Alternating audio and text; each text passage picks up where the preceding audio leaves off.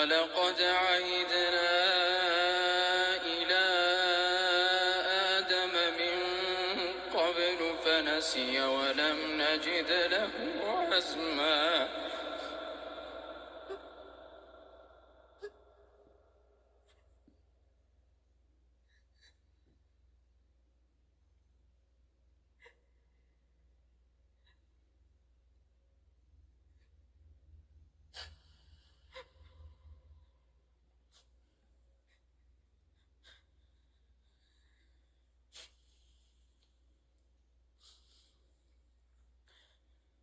وإذ قلنا للملائكة اسجدوا لآدم فسجدوا إلا إبليس أبى فقلنا يا آدم إن هذا عدو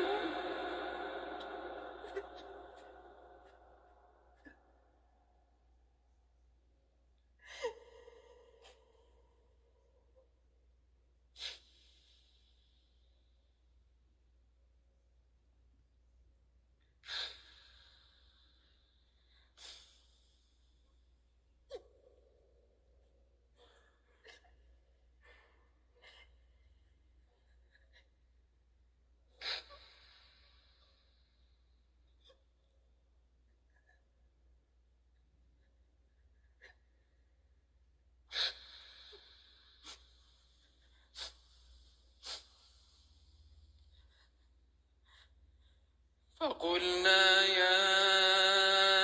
آدم إن هذا عدو لك ولزوجك فلا يخرجنكما من الجنة فتشقى إن لك ألا تجوع فيها ولا تعرى وأنك لا تظمأ فيها ولا تضحى فوسوس إليه الشيطان قال يا آدم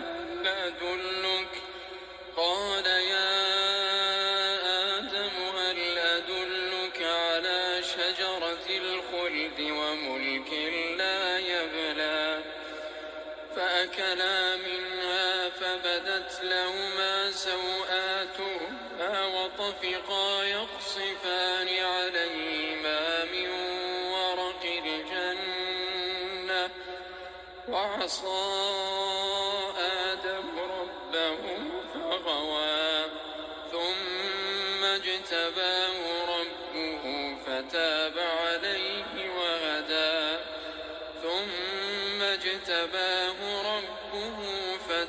عليه وهدى قال اهبطا منها جميعا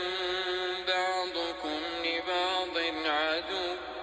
فإما يأتينكم مني هدى فمن اتبع هداي فلا يضل ولا يشقى ومن أعرض عن ذكري فإن له معيشة ضنكا ونحشره يوم القيامة أعمى قال رب لم حشرتني أعمى وقد كنت بصيرا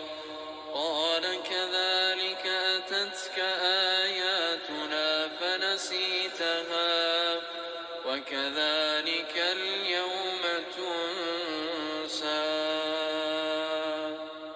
وكذلك نجزي من أسرف ولم يؤمن بآيات ربه ولعذاب الآخرة أشد وأبقى أفلم يهد لهم كم أهلكنا قبلهم من القرون يمشون في مساكنهم إن في ذلك لآيات لأولي النهى ولولا كلمة سبقت من ربك لكان لزاما مسمى فاصبر على ما يقولون وسبح بحمد ربك قبل طلوع الشمس وقبل غروبها ومن آناء الليل فسبح وأطراف النهار لعلك ترضى ولا تمدن عينيك إلى ما متعنا به أزواجا منهم زهرة الحياة الدنيا